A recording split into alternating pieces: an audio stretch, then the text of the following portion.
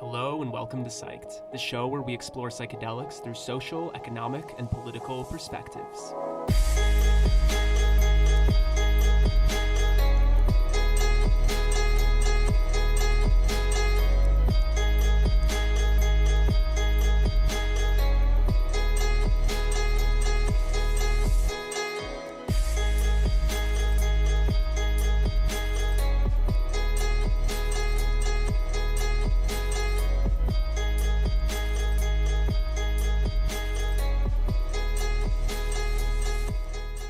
All right, let's head out to our next speaker. So next we have Timothy Ko, who will be speaking on why DMT, treating substance abuse disorder with the God molecule.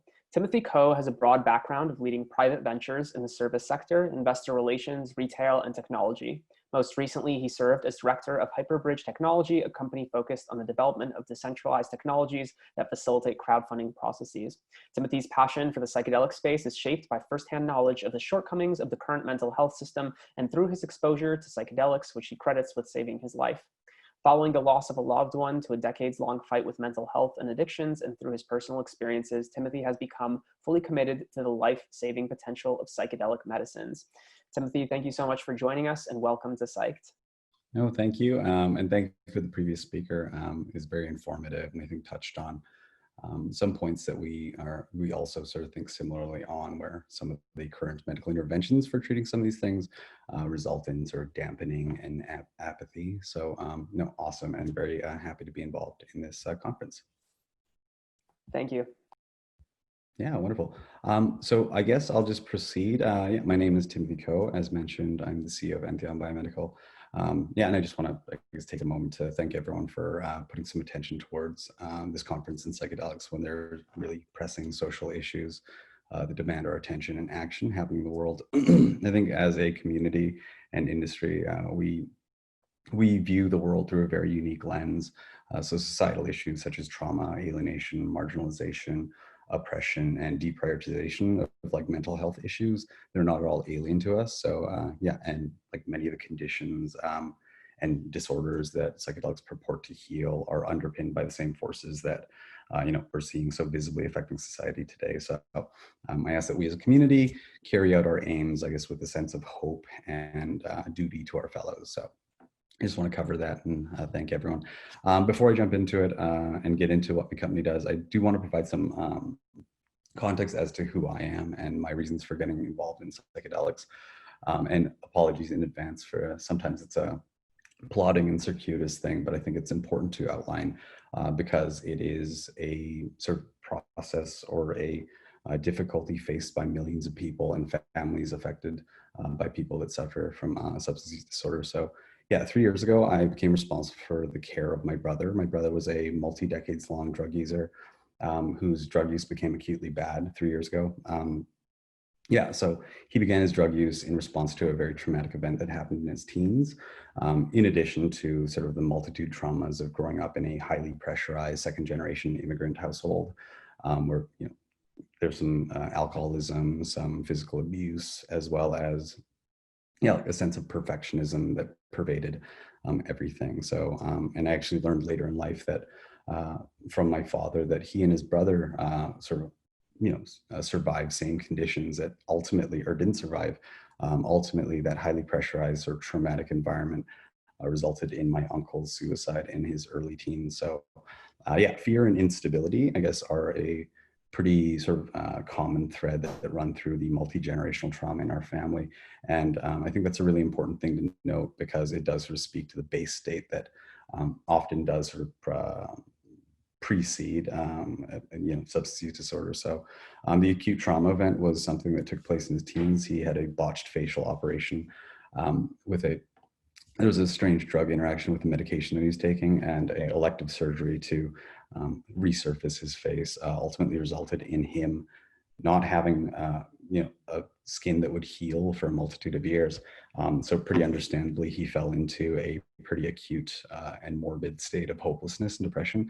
And the home environment was not the most ideal to sort of nurture that. Rather, it was, instead of being supportive, it was quite angry and disappointed and impatient about the prospects of recovery. So yeah, unable to engage in normal social interactions or leave the house or be a part of a nurturing social fabric. Quite naturally, he sought out drugs to avail him, I guess, of that constant state of physical, emotional, and mental discomfort. And the drugs were effective in that regard, as they so often are for people who suffer from trauma. They are effective in availing them of the temporary trauma, but unlike a broken bone or a strained muscle where the underlying source of pain can resolve with time's passing, if the base state remains unchanged, then the drug use becomes habituated and brings with it the inherent chaos and sometimes re-traumatizing conditions of drug use. And so, yeah, over the next 20 years, my brother continued to engage in disordered drug use and declined further until I guess it became my responsibility to lead the charge about his recovery plan. As many people do, I surveyed the treatment landscape, got him admitted into a local treatment center, and over the course of many months, and again, apologies for the length of this, but it is sort of, oft repeated cycle. Over many months, he tried to buy into the programming as best he could. He tried to, engage with his peers, but ultimately he was incapable of being honest, as it was sort of deemed by the people that were running the site. And yeah, he was unable to feel comfortable and integrate with his peers. And so alienated, he relapsed and was kicked out. And over the next 2 years, it was a sort of like pinball thing that happened where he was on the streets, in shelters, in other treatment centers, wound up in psychiatric hospitals. Oh, that might be my partner. Sorry. Yeah, COVID has made strange working environments. So yeah, in a multitude of different psychiatric hospitals. In that time, he tried to commit suicide and ultimately wound up in another psychiatric hospital, a concurrent disorders hospital, where he eventually succumbed to a fentanyl overdose in March of 2019. So yeah, bearing witness to all this, I was seeing him every week, multiple times a week, talking to him, his peers, his doctors, his support staff. Yeah, it was, and also taking stock of like my efforts and like, yeah, and just understanding that all of the measures that were at the disposal of the multiple medical professionals that were attending to him, none of it worked. So methadone, Suboxone, antidepressants, and anxiolytics, antipsychotics, mood stabilizers, traditional psychotherapies, cognitive behavioral therapy, as well as electroconvulsive therapy. It was all to no avail. He was still seemingly in response to trauma and still obsessing over decades-old obsessions and paralyzed by a pretty permanent sense of hopelessness. So understanding that my story is not, isolated, that, all of the people that I talked to there, so his peers and other patients, this is a story that's repeated millions of times over with the inherent chaos and I guess pain associated with it for the sufferer as well as the families. And so it became really evident there were some glaring deficiencies and inconsistencies in how substance use disorder is treated. And so that's one of the driving forces behind how we came to be. And that was only one side of it. I guess the other side is my own personal experience with psychedelics. I also, was bred of that same household that created the conditions that resulted in my brother having the same afflictions or having the afflictions that he does. And so, yeah, in my early 20s, I faced down some of the problems that I had with regard to substances and general lawlessness. And luckily, I sort of tackled some of those things early on in life, but I was doing some pretty directed trauma therapies, utilizing, traditional psychotherapies, as well as EMDR and lenswear.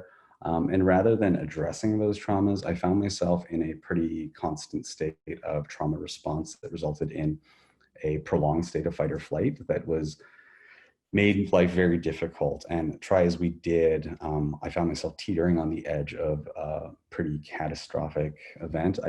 Luckily, I never found out what that was, but in the process, I had become very insular and cut myself off from much of the world and things that were nurturing to me. And so luckily, at about 6 years ago, when I was going through this difficulty, I was presented with DMT by a friend. and I didn't really have much to lose. So I proceeded to acquire a lot of this, and it might have been a bit misdirected or misguided, but I did proceed to self-administer DMT for multiple hours a night for multiple days. And the process was like beautiful, challenging, painful, and profound for the first time. In what seemed like a long time, I was able to access like deeply suppressed memories and emotions. And I was able to recontextualize my relationships with myself, my father, my mother, my brother, and really importantly, I was able to feel a sense of hope and connectedness.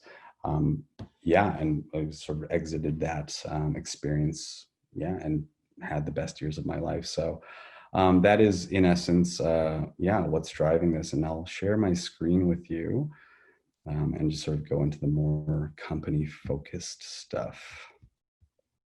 Give me one moment here. Apologies, I should have prepared for this earlier. Can you see that screen?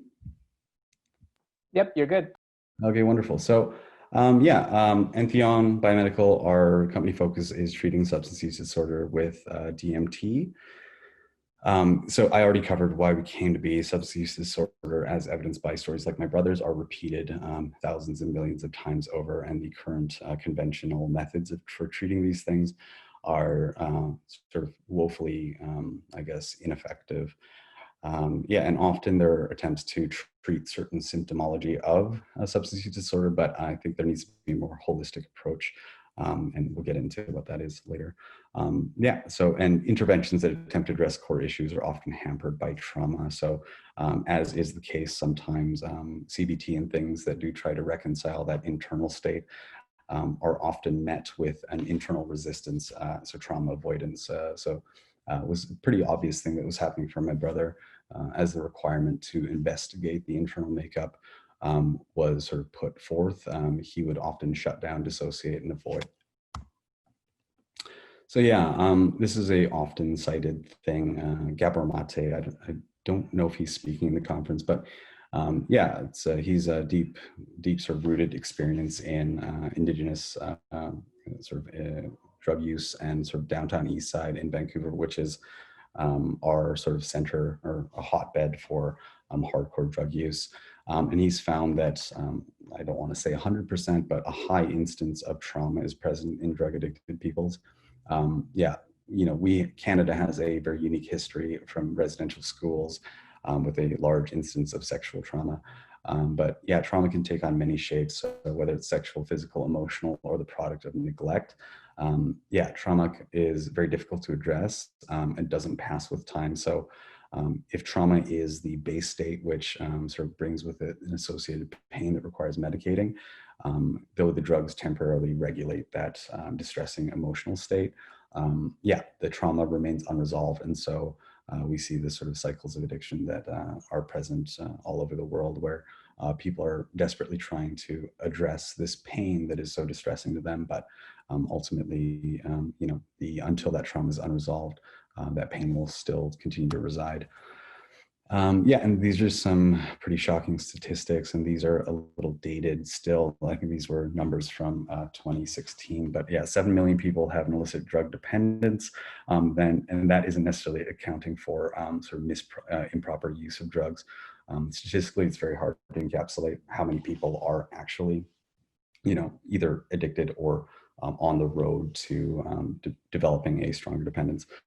Over 60,000 overdose-related deaths annually, and those numbers are, again, difficult to track. Sometimes they're considered cardiac arrests and things of that nature. And during COVID, actually, in the month of April, Vancouver saw over 120 overdose deaths, and that number might seem small, but it isn't actually. It's, if you consider how many days are in a month, that's over 4 deaths a day, which is a really shocking number. And again, alcoholism and smoking are other substance use disorders that claim the lives of way too many people. So the conventional interventions, sort of like touched on by the last speaker, vary, but often are intended to provide a base level of stability so that more meaningful psychoanalytic or psychotherapies can take place. So medication-assisted therapies such as methadone and Suboxone are intended to reduce some of the impulsivity associated with drug cravings. Antidepressants, anxiolytics, and antipsychotics are often employed to I guess, deal with the almost sort of inextricably linked comorbidities that accompany addiction. My brother suffered from monopolar depression, as well as high anxiety, sleeplessness, and things of that nature. And like the last speaker touched on, often there's a muting or dampening that takes place as these drugs are administered. And that was the case with my brother as well, where, with the addition of a mood stabilizer, there's some deadening of his ability to access internal composition or to speak to his narrative. And even when that is the case, when this drug medley is sort of well tailored, oftentimes, due to trauma response, cognitive behavioral therapy, traditional psychotherapies, and 12-step abstinence-based therapies prove ineffective just because there is a strong partitioning that is sort of related to some other stuff from like a brain chemistry and brain structure perspective we'll cover. The sequence is a little bit off, but I'll get back to that. So to heal is to go inward. CBT, 12-step, and traditional psychotherapies all attempt to address that inner state. So the core composition, so CBT targets core beliefs and automatic thoughts, and 12-step similarly, tries to address that through an inventory system. It's a process where you assess the resentments that you've accrued that ultimately affect your worldview and are triggered by certain fears. And you make assessment of the harms that you've done that might trigger a sense of shame. It's a really beautiful, elegant process, but both of these things are hampered if that sort of baseline stability isn't there, and that base ability to access emotion isn't there. And so sometimes that is an unfortunate byproduct of trauma, where that trauma response and dissociation takes place. So even within AA, there's a terminology, that recovery is possible for all peoples, except for those who are constitutionally incapable of being honest with themselves and others. And though that sounds like a damning statement, I do think it maybe accounts for people that constitutionally, for whatever reasons their internal makeup is somehow hampered from being able to access objectively parts of their experience. So like I said, these processes work for some. For the deeply traumatized, they often don't. So psychedelics do hold promise in addressing some of these core belief issues. So core beliefs, I'm sorry, my thing is blocking, but core beliefs, automatic thoughts, default reactions to distress are all seemingly linked to the default mode network. So otherwise thought of as your default patterning. In normal day-to-day life for unaffected peoples, that could be wake up from out of bed, don't like work, a little angry, looking forward to this thing, this sort of default patterning. But in drug addicted peoples, that default belief system, automatic thought and response model is detrimental and sometimes perpetuates the cycles of addiction, especially if the behaviors sort of are re-traumatizing or add to that trauma load. So studies support the theory that the altered state of consciousness induced by psychedelics, such as DMT and psilocybin, are linked to the modulation of areas of connectivity in the DMN. So the entropic brain theory also supports that entropy is increased under psychedelics, and the normal controls that make up sort of default patterning are overthrown and enable new thought and experience. So, whereas the sort of default patterning may only operate on a few different brain regions, and there may be some, increases in, rumination and things in the drug obsession phase. Under the influence of entheogens, there's more recruitment of different brain areas. So that's really important, especially as an adjunct to therapy, or where people are able to access these different brain areas and approach, semi-permanent reactions to experiences and memories, and recruiting new brain areas and having new experiences around them. Terms like openness, self-transcendence, and the processing and integration of painful traumatic experiences are all things that are promoted under the sort of effects of classic psychedelics. I'll go back in time a little bit. Yeah, so the classic psychedelics, 5-HT agonist molecules are, LSD has a long history of treating alcoholism, currently studied for a multitude of different indications. Some of the therapeutic downsides are that it is a very long-acting agent, though there are companies that are focused on developing ways to cleave that or to sort of negate the experience. Yeah, in its current form, it is quite a long investment, and if a negative outcome or adverse reaction happens in that time, there are very few interventions to, I guess, curtail that. It might be Thorazine, Xanax, or Ativan. Psilocybin, similarly, has an amazing sort of promise, and it's shown even in nicotine cessation to provide, success rates double than anything that's currently available in the market. But again, it's a long sort of time investment, and requires a physician and a therapist to sit with that patient for the duration of that experience. And again, if negative or adverse outcomes do happen, Thorazine, Xanax, Ativan. Ayahuasca also has an amazing sort of like anecdotal and cultural validation that it is used for diseases of despair. Massive therapeutic benefits, but yeah, some drug interactions, like very limited but recorded numbers of deaths. And DMT, the other classic psychedelic, it's safe, but it is a very high potency and short duration of effect, which some believe makes it therapeutically difficult to work with, but that's something that we're working towards. So I'll take you to here. So yeah, DMT, why we've arrived as it being at it being the ideal therapeutic molecule is that it's endogenous. So it's found within the human body among many different plant species, and it's understood to be well processed by the human body. Its potency and short duration of effects can be really tailored to create the ideal dose delivery and duration of experience. And the experience can be made very safe. So we'll get into that, and has been studied, extensively demonstrated safe for human consumption. So even in a very sort of massively psychedelic dose range, it is proven to be well tolerated. So yeah, innovating with DMT. So what we're doing is developing dose technology to deliver a sustained DMT experience. So the current convention with regard to DMT administration is take the third hit, man, something along those lines, where you sort of smoke, you vaporize or smoke DMT. And so the experience graph is quite spiky, and it's sometimes jarring and difficult to integrate. So rather than go that route where it is, sort of gross movement, not like very fine tuned, the traditional graph looks like this, and then you're at 11 out of 10. Sometimes you're, escalating in a matter of seconds. We seek to develop out a gradual dose delivery curve. So eventually slowly bring a person up in a gradual sense to a therapeutic dose range that we envision to not be a 10 out of 10 in terms of intensity, though ego, death, and sort of the dissolution of reality is a very noteworthy experience, and does hold with it some therapeutic benefits.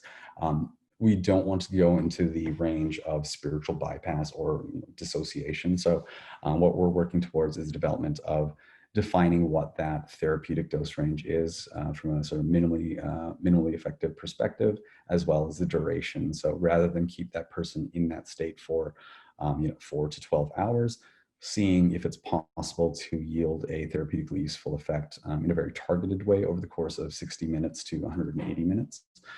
There's a multitude of sort of ranges and intensities that we're investigating. And yeah, our primary indications are nicotine, alcohol, and opiates, but we do see the opportunity in the future to address any type of addiction or substance use disorder that is sort of founded upon sort of the nature of trauma or self-belief. So I think I already covered this, but a modified dose form, it's, we believe that this is going to be delivered in a non-recreational basis. It's going to happen in a highly medicalized environment. So it's going to be an adjunct to traditional psychotherapies in a sort of preparatory sense leading up to the psychedelic event, and then in post-psychedelic event integration. So Matthew Johnson has done some pretty exceptional work there with regard to psilocybin for the treatment of nicotine addiction. And so there is already a model there that we're basing some of this off of. So modified dose form of DMT, continuous infusion over time, utilizing intravenous administration. And yeah, a tolerable dose curve that is brought on gradually and kept in a place that is therapeutic. And yeah, and due to the short-acting nature of the molecule, not only are we shortening the time of the experience, but if that person does experience distress or one of these negative outcomes, we literally stop the flow of DMT, and the natural state of metabolization will bring that person back down to stable functional baseline in a matter of 5 to 10 minutes. Our roadmap, just very briefly, we've already secured our DMT manufacturing supply. We have our protocols devised and ready to submit to the Dutch Health Authority. Due to its strength of pre-existing research, I hope I'm not going too long, pre-existing research, we will require minimal animal trials and early proof of concept in humans spring, summer of next year, which will be a emerged phase 1/2A equivalent. And we're recently closed a round of financing that adequately capitalizes us to take care of that. So planned clinical trials, this is going to be our proof of concept study. It's DMT pharmacokinetics and brain imaging study in the Netherlands.